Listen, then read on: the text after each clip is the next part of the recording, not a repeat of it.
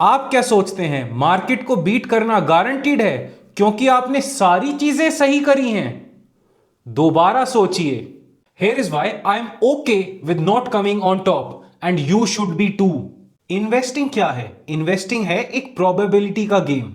जब आप किसी स्टॉक को एनालाइज करते हैं तो आप प्रोबेबिलिटी को अपनी तरफ लाने की कोशिश कर रहे हैं। ये हैं अश्वथ दामोदरन। इनको कहा जाता है डीन ऑफ वैल्यूएशंस। ये बताते हैं एज अ वैल्यू इन्वेस्टर जो आजकल हम ये कंपनी खरीद रहे हैं जो highest of the highest brands हैं, उनमें हमें इनबिल्ट मार्जिन ऑफ सेफ्टी नहीं मिल रही है।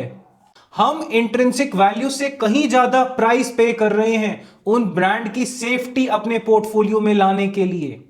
आप सेम रिटर्न नहीं टारगेट कर सकते जो Benjamin Graham type of investors ने करे हैं। क्यों?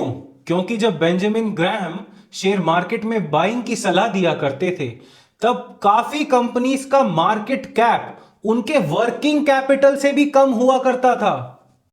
I try to buy undervalued companies. But here's the bottom line though. If I get to be 85 and you came to me on my deathbed and said, you know what, you could have made 50 basis points more or 25 basis points more a year by investing in index funds instead of doing what you did, value companies and buy cheap companies. And you ask me, are you okay with that? My answer is yes. I'm okay with not beating the market. As a value investor आप क्या करेंगे?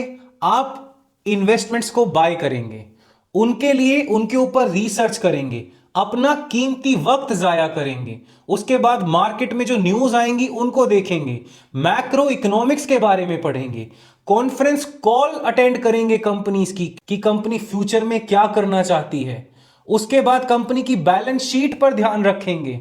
जब आपने इतना time इस research पर लगा दिया और जो आपका इडियट नेबर है वो ब्रॉड मार्केट इंडेक्स में अपने पैसे डालता रहा, और अगर आप इस बात से कंटेंट रहेंगे कि तकरीबन 50 या इवन 100 बेसिस पॉइंट से उस इडियट नेबर ने आपके रिटर्न्स को बीट कर दिया, तब तो आप एज एन इन्वेस्टर आराम से इन्वेस्ट कीजिए।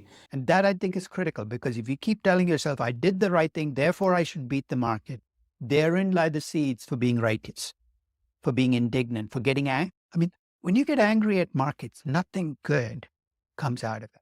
अगर आपको जानना है कि हम इस ब्रॉड मार्केट इंडेक्स में क्यों इन्वेस्ट करें तो डिस्क्रिप्शन में दी हुई वीडियो पर क्लिक करना ना भूलें। धन्यवाद।